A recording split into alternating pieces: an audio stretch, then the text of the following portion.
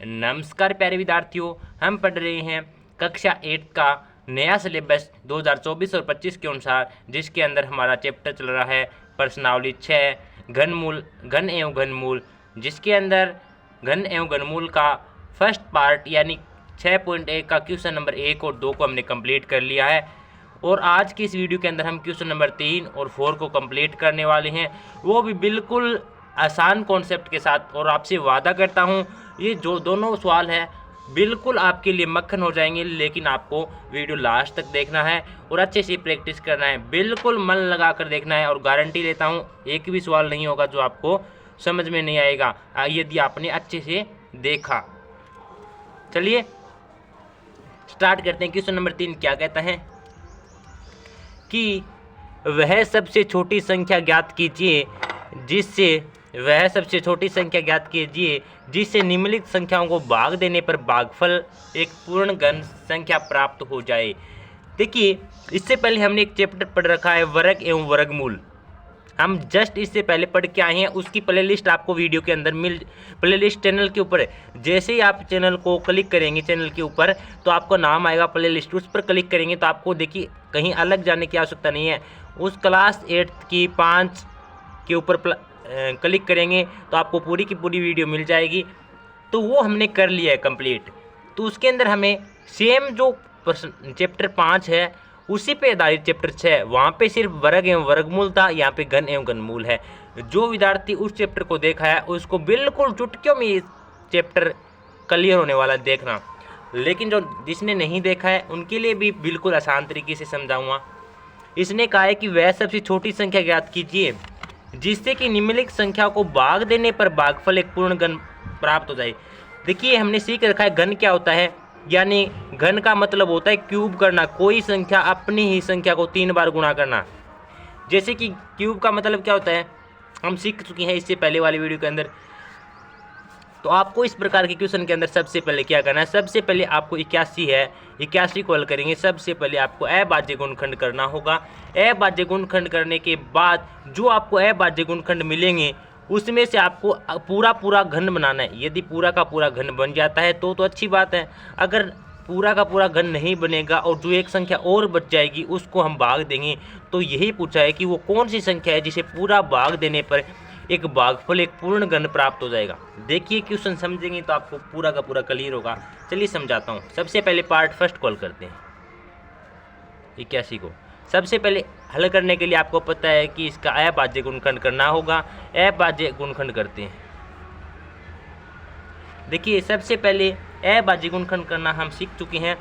यहाँ पे देखिए 81 क्या है, 81 के अंदर 2 का भाग जाता है क्या? नहीं जाएगा, क्योंकि इसके लास्ट में न तो 0 है, 0 2 4 6 8 कुछ भी नहीं है। और विभाजिता का नियम कहता है जिसके लास्ट में 0 2 4 6 8 हो वही 2 से विभाजित होगा। तो इसके लास्ट में 81 है, तो 3 से भाग दे के देखते हैं। 3 से भाग दो 81 के अंदर, 3 दूनी 6, 2 बच गए और 1 3 7 21 27 आ गए। आप भाग दे के देख लेना। फिर वापस 3 के अंदर 27 के अंदर 3 का भाग जा रहा है, 3 का 2 3 निम 27। फिर 9 के अंदर वापस 3 का भाग जा रहा है। तब तक हम 3 का ही भाग देते रहेंगे जब तक 3 का पूरा भाग जाएगा। अगर 3 का पूरा भाग नहीं जाएगा तो अगली संख्या पर आएंगे। 3 निम, अब 3 का भाग 9 के अंदर दिया, 3 तिये 9, फिर 3 के अंदर 3 का दिया, 3 एकम 3। तो जब तक इसका लास्ट में 1 ना आ जाए ना तब तक आपको नहीं छोड़ना है। ये इसका अभाज्य गुणनखंड पूरा हो जाता है। ठीक है, अब ये जो आपको अभाज्य गुणनखंड मिले हैं उनको ऐसे लिख लो। ये कितने आए? 3 गुणा 3 गुणा 3। 3 कितनी बार है? 4 बार। 3 इंटू 3 इंटू 3 इंटू और 3 कितनी बार है? 4 बार। और कहता क्या है इसने? अब देखो इतना काम कर लिया ना। अब ये बोलता है कि जिससे कि निम्नलिखित संख्याओं को भाग देने पर वह भागफल है। अब आपको पता है कि हमें एक पूर्ण संख्या यानी एक पूर्ण घन बनाना है। घन का मतलब क्या होता है? जैसे कि 3 अगर 3 बार हो तो एक पूर्ण घन बन जाएगा। जैसे कैसे बन जाएगा बताऊं? क्योंकि देखिए 87 है, अगर 3 को 3 से गुणा करूं, अब एक बार समझिए, 3 गुणा 3 गुणा 3 है। तो देखिए मैं एक बार 3 गुणा 3 गुणा 3 लेता हूं। तो यहाँ से अगर आपको पता है कि घन मूल कब लिया जाता है, अगर 3 कोई भी संख्या 3 समान रूप में मिल जाए, जैसे कि 3 गुणा 3 गुणा 3, तो हम उसमें से एक 3 उठा लेते हैं और वही उसका क्या होता है, घनमूल होता है। ठीक है। इसी प्रकार जैसे कोई संख्या 4 गुणा 4 गुणा 4 है तो हम 4 उठा सकते हैं। लेकिन वर्गमूल में क्या हो, वर्गमूल में ये था, वर्गमूल में सिर्फ 2 संख्या होनी चाहिए, 2 गुणा 2 या फिर 3 गुणा 3 या फिर 4 गुणा 4। लेकिन यहाँ पे घनमूल का मतलब होता है कोई भी संख्या अपने आप क्या 3 बार गुणा होना चाहिए।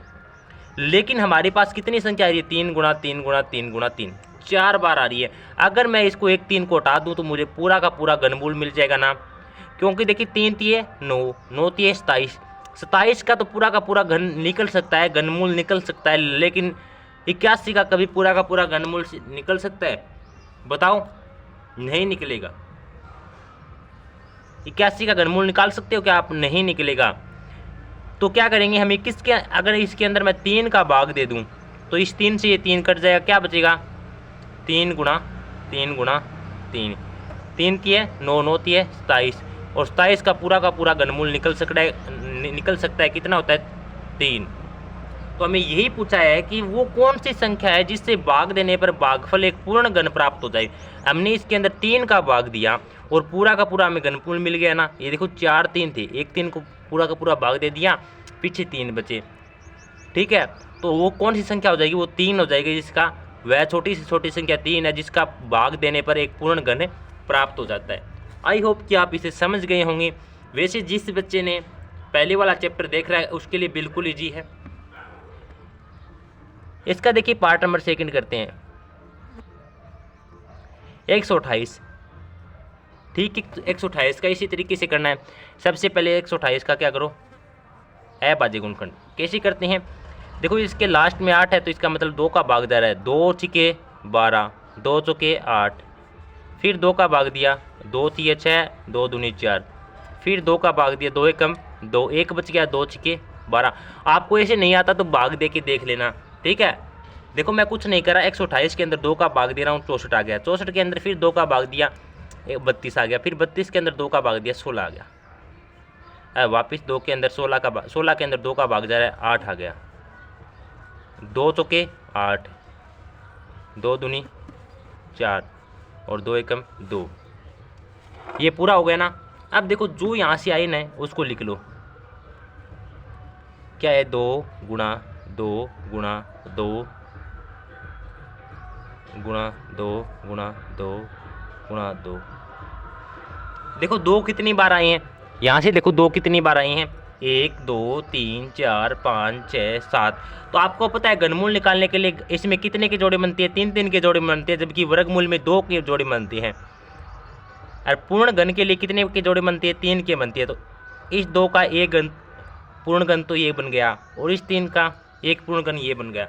लेकिन 1 2 हमारे पास एक्स्ट्रा बच गया। अगर ये 2 न होता ना तो हमारा पूरा का पूरा घन हमें प्राप्त हो जाता। तो क्वेश्चन में यही पूछा है कि वो कौन सी एक एक्स्ट्रा संख्या है जिसको हम काट दें, भाग देने का मतलब होता है काट देना ही, तो हमें एक पूर्ण घन प्राप्त हो जाए। देखिए मैंने ये जोड़ा बनाया ना, आपको पता है वर्गमूल में 2 2 के जोड़े बनते हैं, घनमूल में 3 3 के जोड़े बनते हैं। क्यों बनते हैं? घनमूल क्यूब रूट, क्यूब का मतलब 3, इंग्लिश में होता है क्यूब रूट। ठीक है, क्यूब का मतलब 3 के जोड़े, क्यूब का मतलब ही 3 होता है।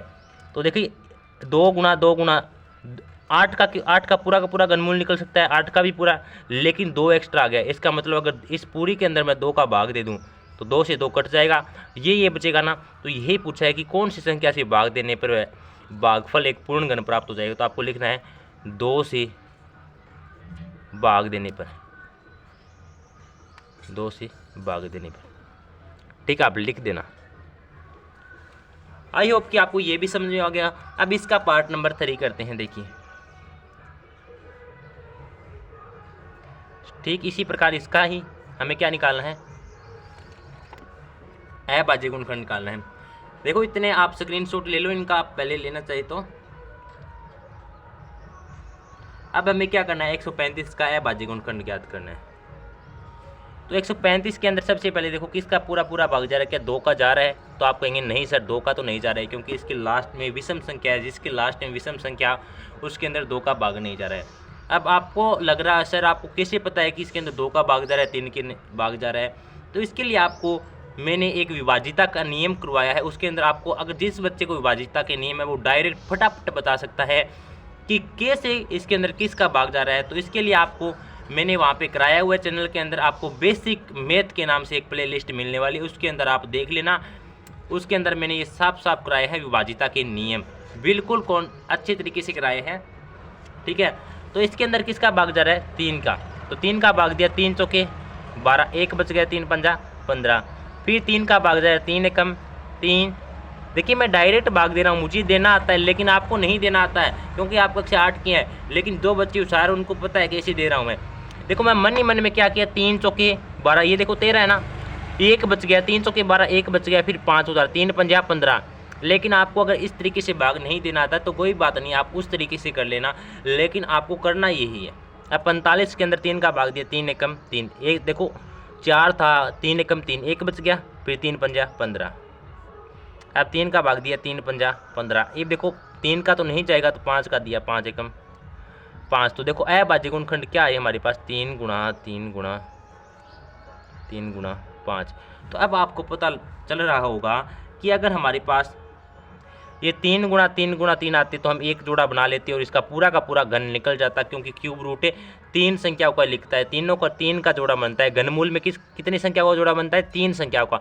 लेकिन ये 5 है वो एक्स्ट्रा आ गया, ये किसी भी तरीके से इस 5 को खत्म कर दूँ तो मेरे पास क्या हो जाएगा, एक पूर्ण घन प्राप्त हो जाएगा। यही क्वेश्चन वाला पूछ रहा है कि कौन सी संख्या से भाग दे दें। तो आपको पता है अगर मैं इसके अंदर 5 का भाग दे दूंगा तो 5 से 5 कट जाएगा, नहीं 5 एकम 5, ठीक है। तो पीछे क्या बचेगा? पीछे बचेगा 3 गुणा 3 गुणा 3। इसका मतलब ये क्या हो जाएगा, आपका पूर्ण घन प्राप्त हो जाएगा। तो आपको लिखना है 135 को 5 से भाग देने पर, 5 से भाग देने पर पूर्ण घन प्राप्त हो जाएगा, ऐसे लिखना है, ठीक है। आप पूरा लिख देना, 135 को अगर 5 से भाग दे देना तो पूर्ण घन प्राप्त हो। यही पूछ रहा है कि 135 में किसका भाग दें कि एक पूरा का पूरा घन प्राप्त हो जाए। आपको पता है ना 135 का घनमूल नहीं निकल रहा है, लेकिन अब देखो 3 3 9 9 27 का पूरा घनमूल निकल रहा है ना, ठीक है। इसी तरीके से इसका पार्ट नंबर 4 करते हैं, क्या है 192। 192 का करो, साथ साथ आप भी प्रैक्टिस करो, आप रफ कॉपी साथ लेके आना, जो मैं बोलूँ ना उसको फटाफट कोशिश करो हल करने की, और जहाँ आपको नहीं आता है वहाँ आप देखना, फिर देखना आपकी मैथ की प्रैक्टिस कितनी अच्छी हो जाएगी।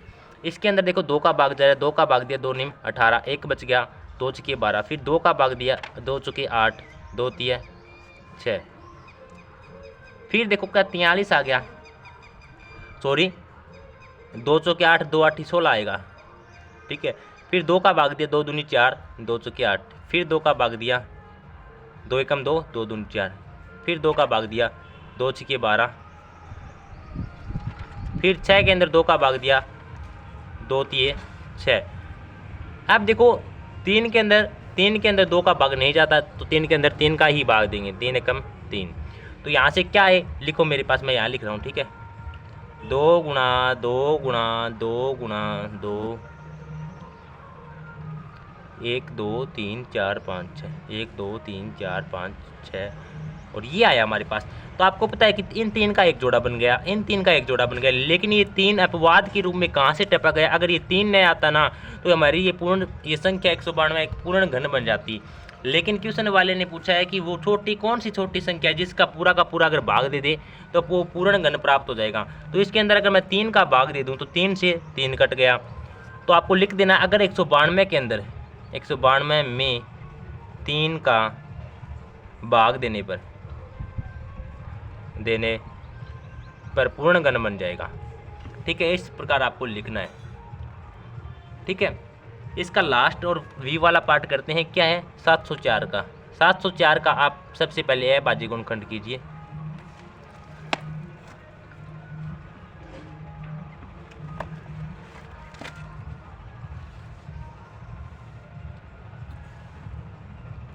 तो 704 का करो। सबसे पहले आपको पता है 2 का भाग जा रहा है, 2 तिये 6, 0 का 0 नहीं, 2 तिये 6 और 1 आ गया, इतना आ गया 5 आ जाएगा, 2 पंजा 10 और 2 दूनी 4। फिर 2 का भाग 2, 2 एकम 2, 1 बच गया, 2 8 16, 2 एकम 2 181 आ गया। अब 181 के अंदर देखिए 2 एकम 2, 1 बच गया, 2 8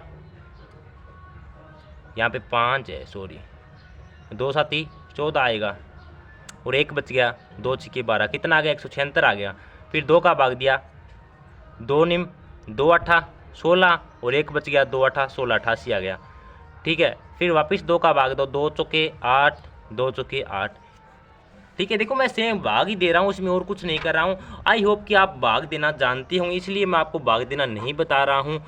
ठीक है प्यारे विद्यार्थियों, आप कक्षा 8 में हो गए हैं, आपको भाग देना तो आना चाहिए।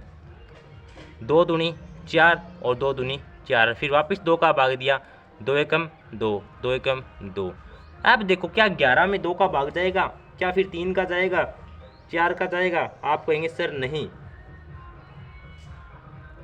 तो 11 के अंदर किसका भाग जाएगा? 11 के अंदर सिर्फ 11 का ही भाग जाएगा, 11 एकम 11। तो यहाँ से इसके है बाजी गुणखंड के आगे वो लिखो 2 गुणा 2 गुणा 2 गुणा 2 गुणा 2 गुणा 11। अब आपको पता है कि ये इस 3 का एक जोड़ा बन गया, इस 3 का एक जोड़ा बन गया, क्योंकि इन तीनों संख्याओं का एक पूर्ण घन मिल जाएगा और इन तीनों संख्या का एक पूर्ण घन मिल जाएगा। लेकिन ये 11 एक अलग संख्या है, कहाँ से अपवाद के रूप में आ गई, जिससे एक हमें पूर्ण घन नहीं प्राप्त हो रहे हैं। अगर मैं इस पूरे को 11 से भाग दे दूं, यानी 11 से भाग दे दूं, तो 11 से 11 कट जाएगा। तो आपको लिख देना है कि 704 को पूर्ण घन बनाने के लिए पूर्ण घन बनाने के लिए 11 से भाग देना होगा।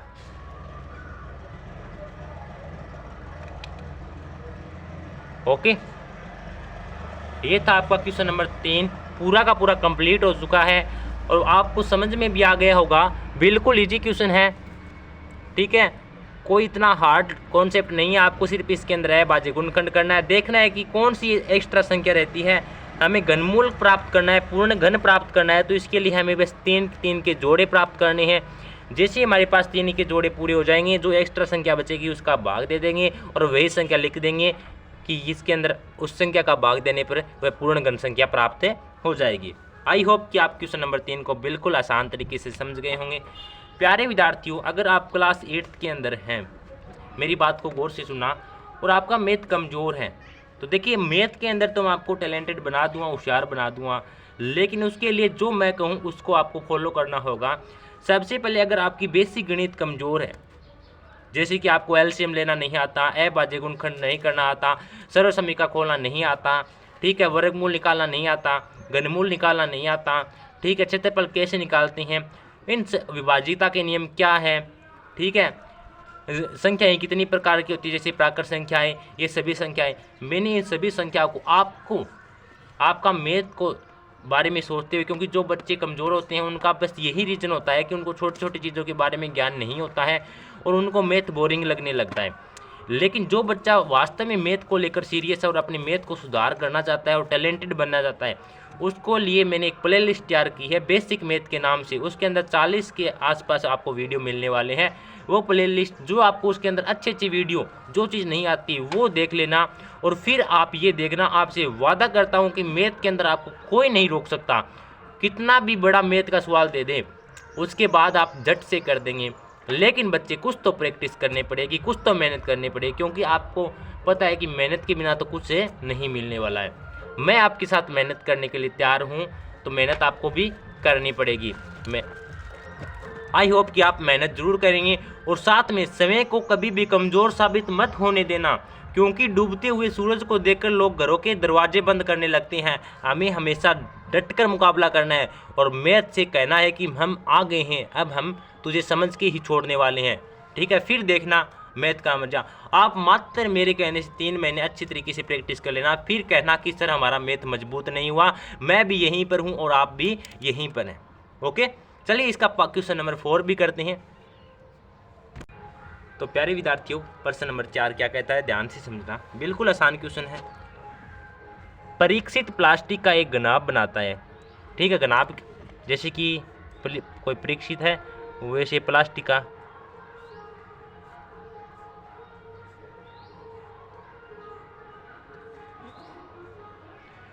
ऐसे कोई घनाभ बनाता है, ठीक है, जिसकी बुझाई 5 सेंटीमीटर, कोई 5 सेंटीमीटर है और 2 सेंटीमीटर है और ये 5 सेंटीमीटर है, ठीक है।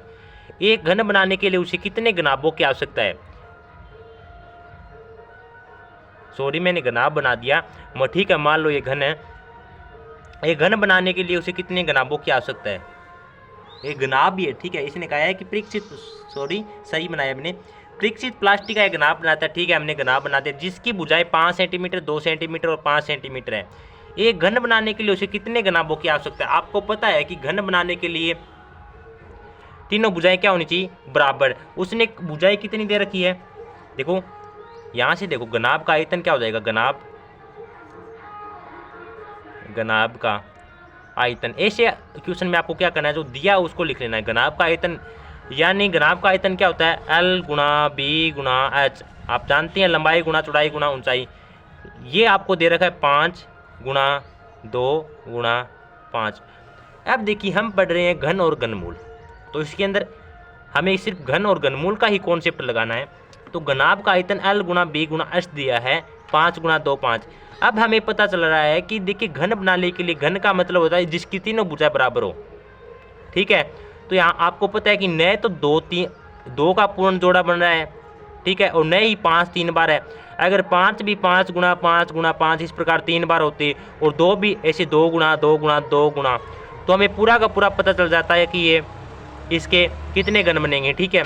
लेकिन अगर हमें नहीं दिया है तो हम क्या करेंगे, खुद से हमें इसको एक पूर्ण घन बनाने के लिए हम ऐसी संख्या से गुणा करेंगे जो कि इसको एक पूरा का पूरा जोड़ा बना दे, यानी 3 संख्या को एक समूह बना दे। जैसे कि यहाँ पे 5 गुणा 5 दिया है, 5 गुणा, इस 5 को मैं एक बार आगे लिख रहा हूँ।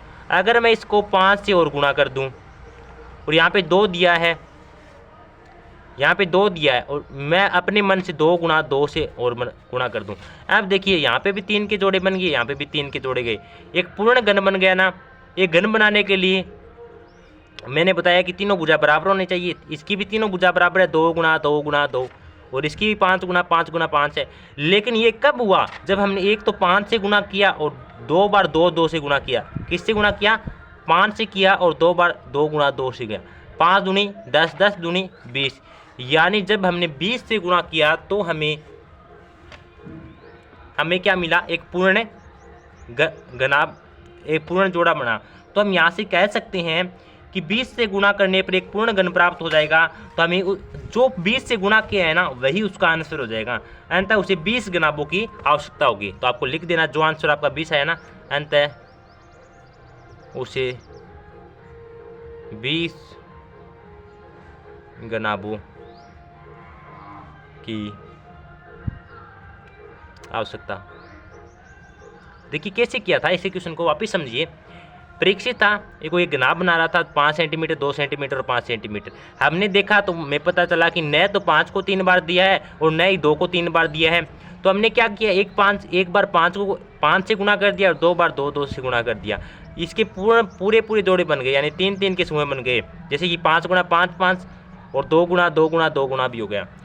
तो देखिए ऐसा बनाने के लिए हमने किससे गुणा किया? एक तो 5 से गुणा किया, एक 2 और 2 से गुणा किया। तो 5 दूनी 10, 10 दूनी 20, यानी इसे पूर्ण घन बनाने के लिए हमें 20 से गुणा करना पड़ा। तो यही आपका आंसर हो जाएगा। अंततः उसे 20 घनाभों की आवश्यकता होगी। हमें घनाभों की आवश्यकता पूछिए कि कितने घनाभों की आवश्यकता होगी, तो उसे 20 घनाभ की आवश्यकता होगी, 20 घनाभ की। ये था आपका क्वेश्चन। प्यारे विद्यार्थियों, आपको अगर मेरी स्पीड थोड़ी फास्ट लग रही है तो आपको ऊपर ऑप्शन मिलता है स्पीड लो करने का, फास्ट करने का, जो आपका मन करे वहाँ समझ लेना। लेकिन आपको क्वेश्चन समझना है, अच्छे से प्रैक्टिस करना है। और प्यारे विद्यार्थियों यकीन मानना, आपको इतने अच्छे से कॉन्सेप्ट सिखाने वाला हूँ आगे के चैप्टर के अंदर। आपको कहीं भी रटाने का प्रयास नहीं करूँगा। कुछ टाइम ज़रूर लग जाएगा, लेकिन हम समझेंगे। मैथ को रटना छोड़कर हम मैथ को समझने पर बल देंगे। जो विद्यार्थी अपने मैथ को लेकर सीरियस है और अपने मैथ को एक टैलेंट बनाना चाहता है, एक ईमानदारी से सीखना चाहता है, और मैं वादा करता हूँ जो बच्चा मेरे साथ प्रयास करेगा उसको मैथ का इतना टैलेंट, मैथ के अंदर इतना टैलेंटेड कर दूँगा कि वो क्वेश्चन को देखकर भी आंसर बता देगा। लेकिन कंडीशन है कि आपको मेरे साथ प्रैक्टिस करनी होगी। तो जो बच्चा सीरियस है वो आज ही हमारे यूट्यूब चैनल को ज्वाइन करें, और जो पास में सब्सक्राइब है उसे क्लिक कर लें, बेल आइकन को प्रेस कर लें, ताकि आने वाली सभी वीडियो का नोटिफिकेशन आपको मिल सके और आपकी पढ़ाई है वो रेगुलर चल सके। और साथ में अगर आपको ये वीडियो अच्छी लगी हो और ये क्वेश्चन समझ में आए हो तो प्लीज़ अपना प्यारा सा लाइक और कमेंट जरूर देके जाना, ठीक है। तो आज के लिए इतना ही, मिलते हैं नेक्स्ट यानी चैप्टर 6.2 के क्वेश्चन के साथ, वहाँ पे भरपूर आनंद के साथ 6.2 को समझेंगे। तब तक आप अपनी तैयारी में जुटे रहना और अच्छे से प्रैक्टिस करते रहना। कल के वीडियो के अंदर मिलते हैं, तब तक के लिए जय हिंद जय भारत।